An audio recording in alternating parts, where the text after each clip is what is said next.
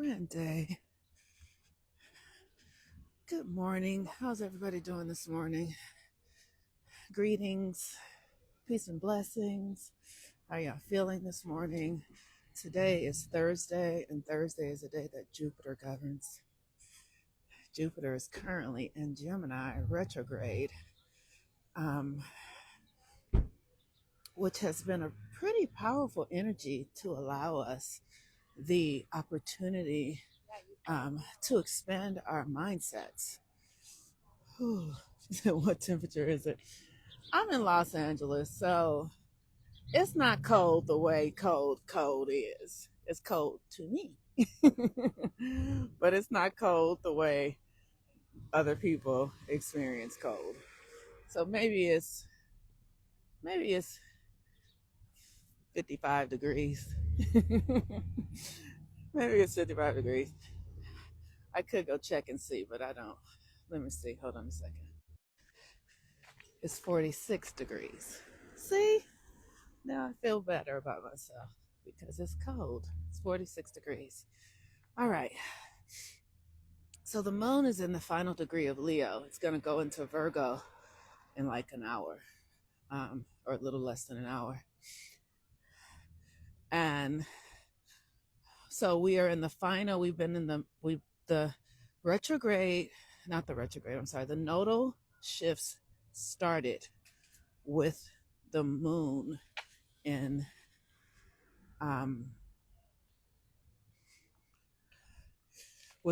Gemini. The nodal shift started with the moon in Gemini on this past Saturday. I like to backtrack a little bit just so I can get us all abreast of where we are. I'm not going to do this a lot because we're going to be here for 18 months. So when we track and we see the math, we actually can begin to unfurl our own psyches and see, like when you track with it, it's like, oh, I was there and I did that, and now look at how I feel. This choice created this experience. That thought created this reality. The reason I go back is so we can begin to connect the dots. But I don't know if I'm going to be doing it the whole time. Okay, so we started with the sun in Capricorn. The sun is still in Capricorn for a few more days. And Capricorn is the energy of discipline, structures. It's the energy of, if you put your systems in place, you are guaranteed success. That's what Capricorn is. If you put the systems in place and focus and discipline yourself, success is guaranteed because you understand the laws of nature and the laws of this reality. And when you practice them, success is the key. Success is imminent. It's just how it works. So that's Capricorn. But the actual practicality of Capricorn is hard work. Like really discipline, structure, focus, control, solitude. Like it's not the external fun stuff. It's the internal focus stuff. And that is a most significant part of the creative process. You cannot create without discipline, structure, focus. And if you don't have it, that's okay. It's just important to know that you don't have it. It's important to know, like, oh, my discipline, structure, and focus is not really strong. I have to do something about that. And like I have a hard time paying attention. I know for me, I have had up till now a really challenging time paying attention. My attention goes, whew, and attention is the most valuable thing you have because where you put your attention is where your energy flows. So the sun is still in Capricorn. We're creating new structures with this nodal shift because it started with the sun in Capricorn and the moon in Gemini, which is new structures in our minds because Gemini governs the mind. And we live in a mental reality. Everything here is mind. Everything. Everything is a thought first. How you feel comes from a thought. Your inner thoughts, it's all thoughts. We just aren't always paying attention to understand and calculate and see it in real time. It happens in the subconscious, but everything is thought, everything. So Capricorn Sun, Gemini Moon, the nose shifted into Virgo and Pisces. So this means that for the next 18 months, we are building new mental structures. Capricorn is also authority. Like when you develop your discipline and your focus, authority is the outcome of that. You'll have authority. You'll have the authority for your mind to wield reality. You'll have the authority for your mind to create picture scenarios, and then the 3D reality will give you what you picture because you've been disciplined and focused and you have the authority. So the moon has been in Leo, and we have been doing the work to bring experience into self-love, like really deep self-love and acceptance. Leo governs the heart. It governs the it rules the sun. It rules our creative self-expression. It rules the child in us, your inner child, your playfulness, your heart, like the romance and the passion. And most of us need to reactivate this. You know, those of us who've been living longer on the planet, like say I have. I mean, but I find, like, I was with a client yesterday and she's like 25. They so fucking dope. They just don't have the same stuff that we have because the world is so different, which makes sense. But those of us who are older, who are, you know, who spent time in organized religion and a lot of time in schools and a lot of time, you know, being indoctrinated into the system, it can take a little more effort to free yourself. Yes. And Leos love themselves. And that is the key. Leo is the one sign where the ego, the childlike ego, the thing that makes you unique and separates you from others, that makes your gifts, that's Leo. And the reason you have to love yourself is so that your gifts will be realized. Like if your attention is on other people and focused on what they are doing, then you're missing what's available to you. That's the thing. That's the thing that's significant about Leo. Like the sun does not give a fuck about what the moon is doing. It is not caring. The sun doesn't care what Mercury is doing. It is going to fucking shine. It's like, I don't know what y'all doing, but I got something to do. I'm about to be light bright as a motherfucker. I mean, that's the nature of Leo. It's devoted to its own function. And if your focus is on others, you can't discover your own function. It won't be available to you. That's the thing about Leo. The Leos that I know in my life, I have Mars in Leo, right? So Mars is the energy of what you're often attracted to. And my first boyfriend was a Leo. And because that's where my Mars was. My first boyfriend was a Leo. And he was, you know, we were young. We were very young. And I lived in Watts. So it was like gang time. It was, you know, if I give you the backdrop of the story, y'all be sad. So I don't want to give you the backdrop because it's actually funny and I survived it because I'm here to tell about it. But I had this boyfriend. He was a Leo. And he was older than all of us. So maybe we were all, like, I was in 7th or 8th grade and he was in like the 11th grade. And I know that sounds crazy, but it's the hood. It's a very different experience. And I was a very precocious young girl. I'll say it that way. I believed that I knew a lot. And everybody was scared of him. He was a Leo and he would come down the street. His name was Bernard. He would walk like this. He was very dark skinned. He was probably 6 feet and he was muscular but lean. And when he would come down the street like a lion, everybody would be like, "Oh, here come Bernard!" Like he was the king. It was really interesting. And I'm looking back now thinking about it. But that's why I liked him. I liked him because everybody moved out of the way for him. Because everybody bowed to him. And I can focus on the ego of that, and that it was gang stuff and all of that, but really it was Leo. It was the sun. It was the I'm the motherfucker, everybody get out of my way. And I was like, oh, here he comes. And he was my first boyfriend. The Leos that have been in my life, I still have several Leo people in my life who are just Leos are so loyal. They are so loyal. Like, that's the thing, right? Like, you think that they're all into themselves, and they are into themselves. But if they are for you, if they are for you, if there is somebody in their life that would take them away from their attention on themselves and they are for you, when they are for you, they are fucking for you. You cannot do anything about it. When they are for you, they for you forever. And that's the thing about Leo. So it's like, really, when you discover what is love for you and what is joy for you, you must be loyal to it. You must be loyal to it. Now, I'm talking about Leos as a general experience, but I want us to understand this energy is inside of us. It's inside of you. So what are you loyal to? What are you loyal to?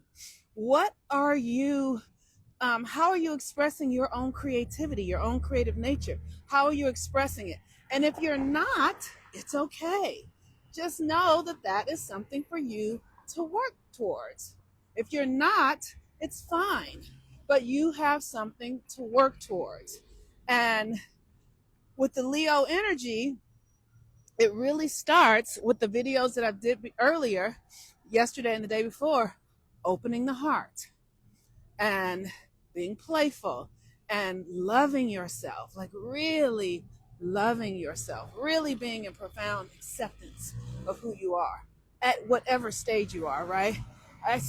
There have been times in my life, I remember when I was in deep, deep despair and unsure of anything in my life, like how I was going to survive.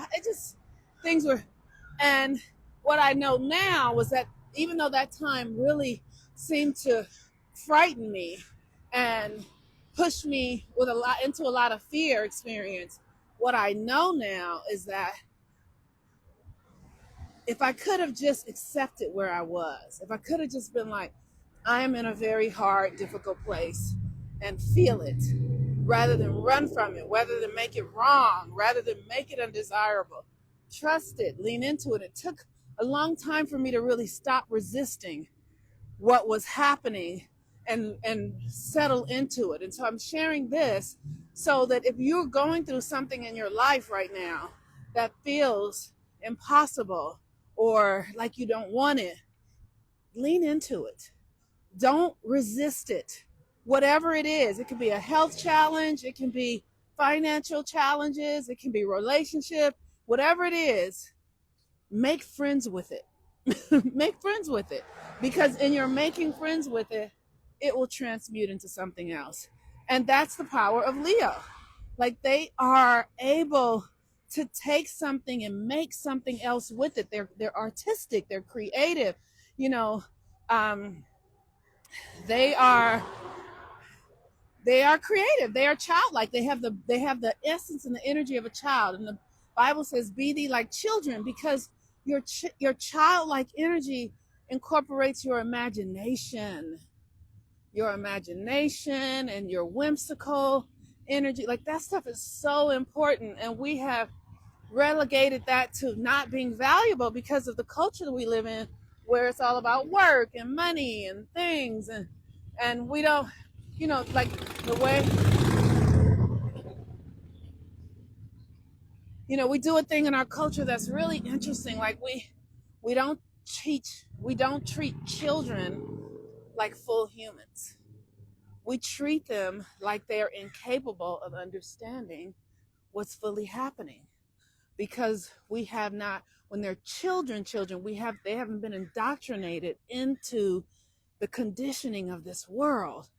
And so our Western way of being is to deny them, to make them seem like what they have is not valuable. That's why they don't vote. They don't have any political power. That's how we do it. We say you're nothing until you're 18. And then in those 0 to 18 years, we train them into the Western way of being, which takes away, which diminishes their creativity, their connection to the other realms, diminishes their connection to the magic, right? So by the time you're 18, you've been indoctrinated, you've been treated like you're nothing, and then you start competing to fit into this culture where nobody actually wins. It's really something. I love to see it though. I see it so clearly now. And it's very interesting. A lot of people out here be walking their dogs and not picking up the dog shit. That's really interesting. So, the Leo moon. Leo, loyalty, confidence, creativity, playfulness, your ego, like the thing that makes you your individual self, the thing that separates you from others, the thing that makes you you and not somebody else, like the thing that makes Whitney Houston and not Shaka Khan. They can both sing. But the thing that makes, they're different though, right? So you have to really understand your own unique expression. You must understand it. My unique expression is that I have the ability to tap into the spirit realm. And I can tap into the spirit realm and see what's coming based upon where someone is located in their consciousness, not in their physical world. Based on where somebody's located in their consciousness, I can see what is coming. And then I can also say, if you make these adjustments, something else can come. If you're willing to make these adjustments. And here's how you can make those adjustments. That's my gift. That's my gift, that I can see the invisible. That's the thing that's unique about me. And I was really afraid of it because other people couldn't see it. But now that I've gotten grown and mature and suffered for not using my gift, now I'm like, okay, if I don't want to keep suffering, let me do what I'm supposed to do. Okay. So all that's finishing Leo. And then the moon goes into Virgo today. So I told you guys yesterday that when the moon is in Virgo, that's my sun sign. So I fast for 2.5 days when the moon is in Virgo. Because when you fast, when the moon is in your sun sign, there is an elixir, an oil that comes out of your spine, your root chakra, travels up your vertebrae into your brain, comes to your pituitary gland, and then goes back down. When you fast, when the moon is in your sun sign, when the moon and sun come together, that's a new moon energy. It's like a opening, a beginning. So I will, if I eat anything at all, it'll be like vegetable juices and herbal teas, maybe some light salads, maybe some avocados, very light eating, no alcohol, of course. I don't drink alcohol anyway, but no alcohol and no negativity. Like I won't watch any programming that is violent, anything that will shock my system. Really 2.5 days of being very gentle. So this experience of this oil can come up and down without being interrupted. What interrupts it is being out of alignment. So when I practice it, it helps me get more in alignment. It's very subtle. It's subtle. But what I've noticed, that I've been doing it now for about 6 months, every month my power is getting stronger and clearer and clearer. So I suggest you consider this. I'm not saying you do it. All of the work that I do here is take what works for you and leave the rest. Just so you know. Take what works and leave the rest. And it's a process. It's not all or nothing. You are in a journey of healing and transformation, because that's what, thank you, Rob.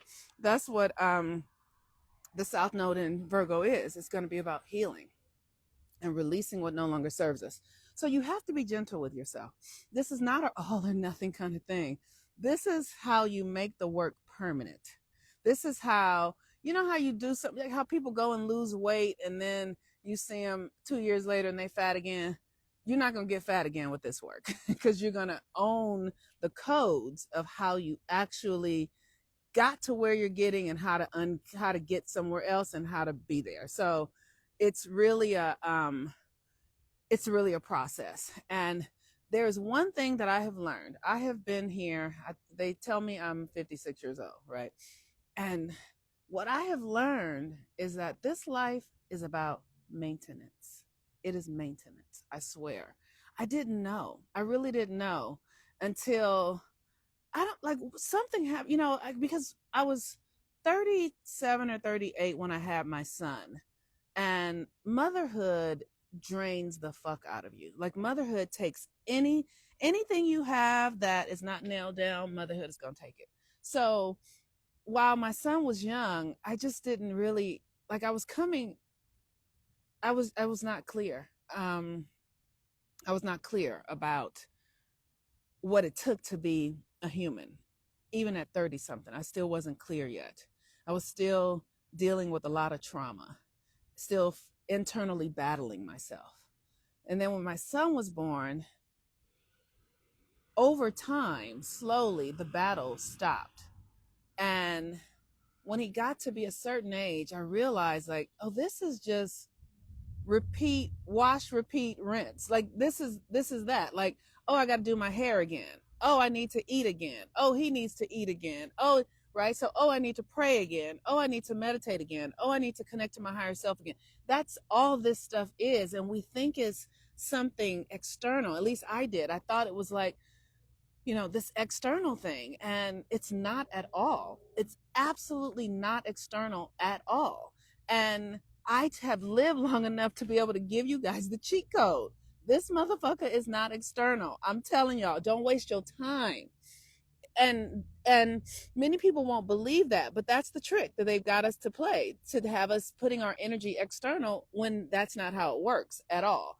So don't waste your time doing it unless you feel like you have to.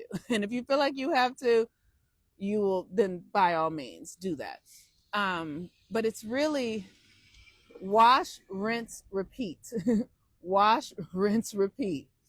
Wash. And if you can just keep your consistency and have intention of where you want to be, like wherever you think you want to go physically, the entry point, and wherever you want to go in the external world, the entry point is through your consciousness. It's not in the external world. And nobody fucking says that. The entry point to what you want externally is internal. And the greatest example that when I first started to realize that, I had this lover and he was a priest and he would eat 7 or 8 oranges before intercourse. That was his Viagra. And I was like, what are you doing? And he's like, this is my Viagra. And I'm like, 7 oranges? And he would sit there, it might take him 20 or 30 minutes to eat 7 oranges. But that was his Oshun ritual. That was how he was going inside of himself to access his sexual virility with oranges, not with Viagra, with oranges. Because the direction of his soul told him, in order for you to do this thing you want to do externally, here is how you'll access it, with 7 or 8 oranges before sex. And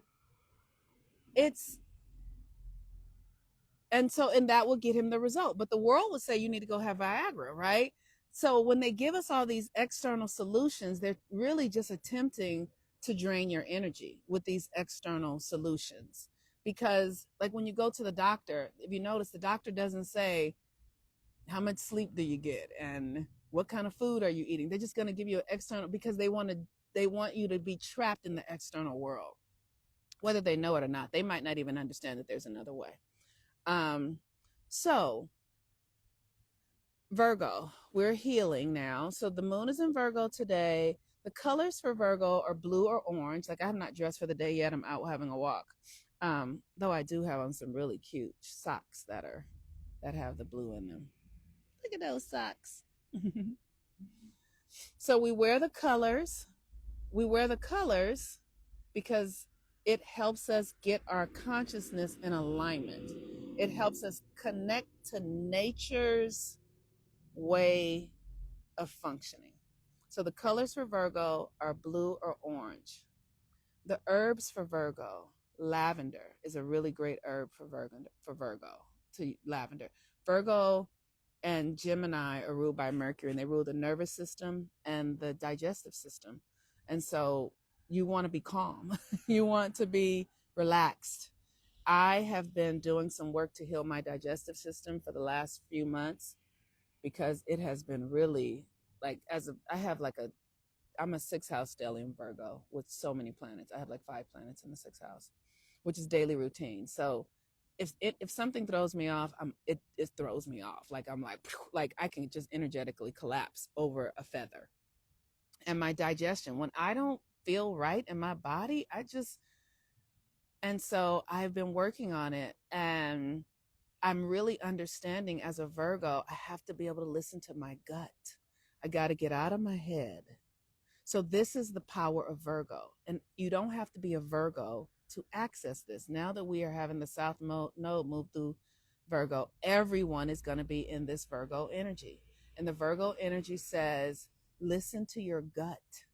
Listen to your gut. What does your gut say? Does your gut say this is a yes? Or does your gut say this is a no? Don't focus on what you see in the 3D world. That's dead. That's old. Focus on what your body is telling you, not what your mind is telling you. The mind is outdated. The mind is the masculine, and the mind can only see 2 perspectives: the past and the future. That's all the mind is doing, and it's usually doing it through what has happened in the past. Like, oh well, that happened, so this could happen, right? That's outdated. You cannot trust that. It's the gut that tells you you can trust it. I have had, for the last few days, a friend of mine has been at my house helping me clean. Because if there's one thing that I am not great at as a Virgo, it's cleaning. I'm not. I can clean up somebody's consciousness, but I was raised by a pack rat. And so that is a very interesting experience for me. And I've been working to heal that with my gut also. And a friend of mine who's a Virgo has just come and is just helping me clean. Just like, what you want with this? What you gonna do with this? Let's take this away. And yesterday I was having a panic attack. I was just like, oh, like recognizing how stuck the energy is in my body of holding on to things and making stories of things that don't really have value, and allowing myself to get free from it and to release it. And I just was like, "Whoo, I'm having a panic attack," and like really just doing like, because another thing for me as a Virgo, I don't like to be vulnerable in front of people. Like this work right here, like even this work, when I first started doing it, I was like, I don't want to get on there and tell my personal business. No, like to spirit, no, I'm not doing. And here I am telling my personal business because I see that it has value. It helps other people see what the work is. So I do it now. But that's been a real process for me, because I feel like I should be able to figure it out. I should be able to get it. That's the mind. The mind's like, you got this. You don't need nobody. But my body is like, bitch, you better ask for help. You need some help. You better receive it. You better ask for it and receive it. And so when my friend was like, I'll come and help you clean, I was like, huh? And then I had to think about it. Am I willing to be that vulnerable? Am I willing to let somebody really see what's going on? And when I tell you, when they pulled my refrigerator from where it was and cleaned under the refrigerator and pulled the stove from where it was and cleaned up the stove, I was like, okay, all right, Elizabeth. I turned into Fred Sanford. Like, okay, I'm coming. Like I just was really, and it just watching the shame and what shame does. Like it was like this energy of you not asking for help and trying to do everything and thinking you can be all things to everyone, but not allowing anything to be anything to you. Look, where is that getting you? How is that working out for you? I was like, woo. So we're all in our work. You know what I mean? I've been doing this work for years. For years, I've been doing this work, and I'm still in it. It is a process. It is chop wood, carry motherfucking water. And there are things that I'm better at now that I don't have as much challenge with. And then there are things that I don't have challenges with at all. And then there are things that I don't even fucking understand. Like, that's the spiritual journey. It's not a all or nothing. It's not a one size fits all at all. So while the moon is in Virgo, we're going to have the moon there for the next 2.5 days. So this is a great day, a great opportunity to, because Virgo is about organization. And I'm organizing my house, but you guys don't have to do that. But you can do, like, where do you need some organization in your life? Where you can just begin. The other thing about this is while we're still in winter, you can create plans. This is not time to really be taking a lot of action. These things are for contemplation. We're going to be here for 18 months, y'all. 18 months, okay? We're in the early stages of it. So you can take some notes, some journaling. Where are some areas of your life where you feel like you need organization? I know I really need organization. I needed organization around my emotions because I would be so triggered by everything everybody else was doing to the point that I just couldn't stay centered in my system. And I had to really learn how to organize my emotions, and I had to give myself language for that. So when things come up that where my mind just starts to go, I have to ask, what are you feeling now? What are you feeling now? Why are you feeling this? What do you need? This is how I organize my emotions, by asking myself questions that allow me to get recentered in my body. So what in your life needs organization? You don't have to do it now, because guess what? We're going to be back here next month. The moon will be in Virgo 18 times, 18 times through an 18-month period. And you will have a opportunity to get clear. But now it's the beginning. So what do you think needs your attention? What do you think needs your attention? And if you can start there, as we come back around next month, you go, okay, now I feel ready to take action on this. Or now I feel, like, it might forget it and it goes away. That doesn't matter though. It's going to be what it's meant to be. It's going to be what it's meant to be. Yes, the journey is truly unpredictable sometimes, not always, huh? Wow, us Virgo peeps are a challenge, and we are challenged. Virgo is, people don't understand the nature of Virgo, even Virgos. Virgo is the energy that really governs this planetary system. And it's a very precise precision energy. The nature of Virgo is about perfection. It's about becoming perfected. And in this dark age time, I hear a lot of weak ass, silly ass motherfuckers talking about, I'm not perfect. I'm not perfect.